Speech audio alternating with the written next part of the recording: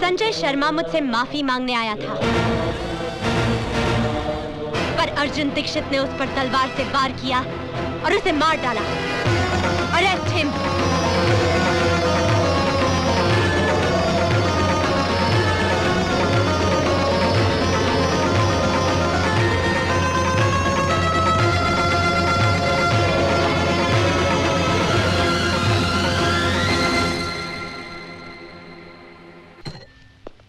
पर मैं सोचता हूँ एक बार अर्जुन से मिल तो लें। कोई जरूरत नहीं उससे मिलने की।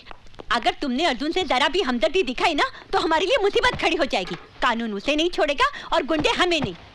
लेकिन फिर भी एक बार अर्जुन से। अर्जुन का नाम एक बार भी लिया तो मैं आत्महत्या कर लूंगी।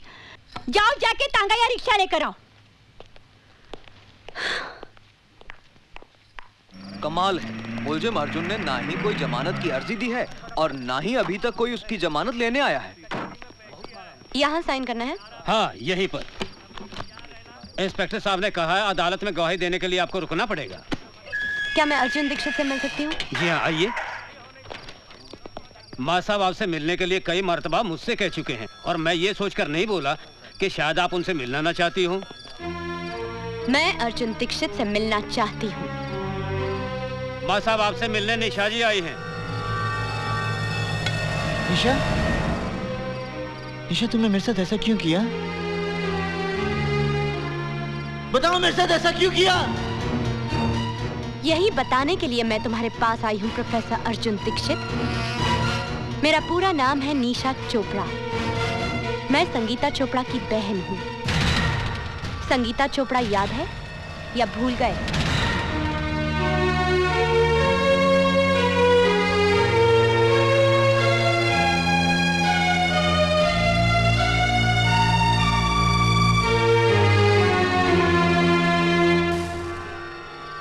संगीता चोपड़ा याद है?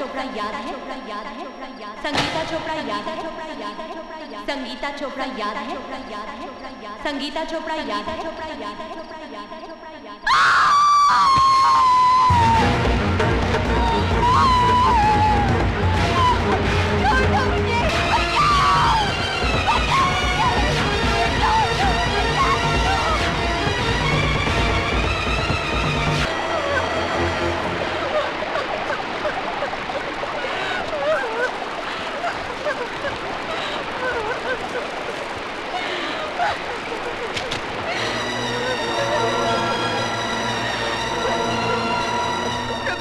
आपने सब कुछ अपनी आंखों से देखा। संजय शर्मा को गिरफ्तार करवा लीजिए संगीता तुम प्लीज। फिक्र मत करो, मैं अभी थाने जाता हूँ, अभी जाता हूँ। हाँ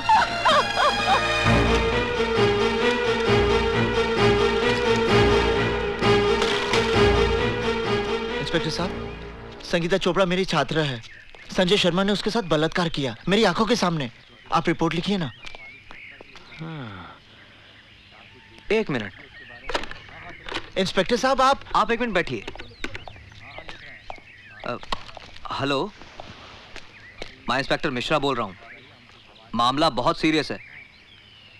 हाँ, मैं संगीता चोपड़ा के रेप केस की ही बात कर रहा हूँ। उसके आई विटनेस मेरे सामने बैठे हैं, प्रोफेसर दीक्षित। जी जी, बहुत अच्छा। प्रोफेसर दीक्षित, मैं आपकी रिपोर्ट भी लिखूंगा और सख्त से सख्त कार्रवाई भी करूंगा, लेकिन पहले आप अपने घर जाइए।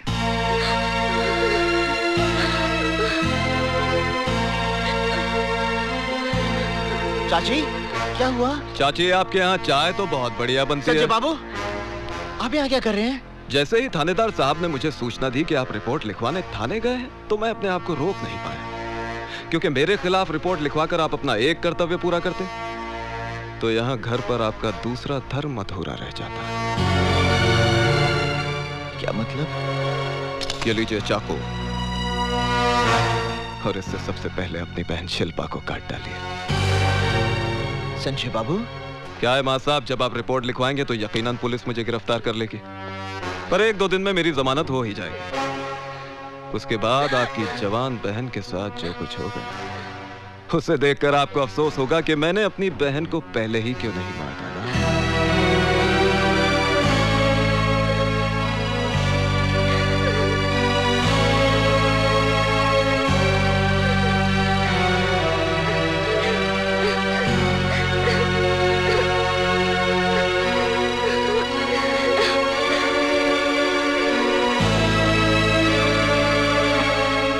अरे मां साहब, इतना सोचिए मत। वो कहावत तो आपने सुनी होगी कि काल करे सो आज कर और आज करे सो अब। नेक काम में देरी नहीं होनी चाहिए। ये लीजिए, और मैं दोबारा समझाने नहीं आऊंगा। अच्छा चाची, चलता हूं। प्रणाम।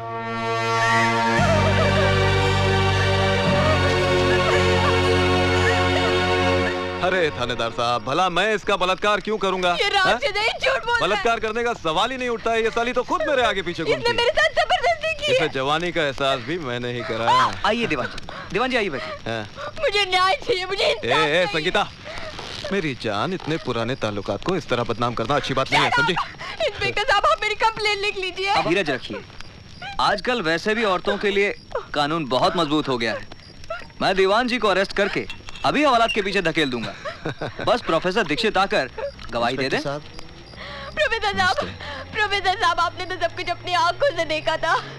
किस तरह संजय शर्मा ने मुझे जानवरों की तरह नोच डाला था। आप ही बताइए इंस्पेक्टर साहब को कि मेरे साथ क्या हुआ था। किसी से डरने की कोई जरूरत नहीं है। प्रोफेसर दीक्षित, आप बताइए कि आपने क्या देखा था? हाँ मां साहब, आपको भगवान की सौगंध है। भाई बता दीजिए कि आपने क्या देखा था।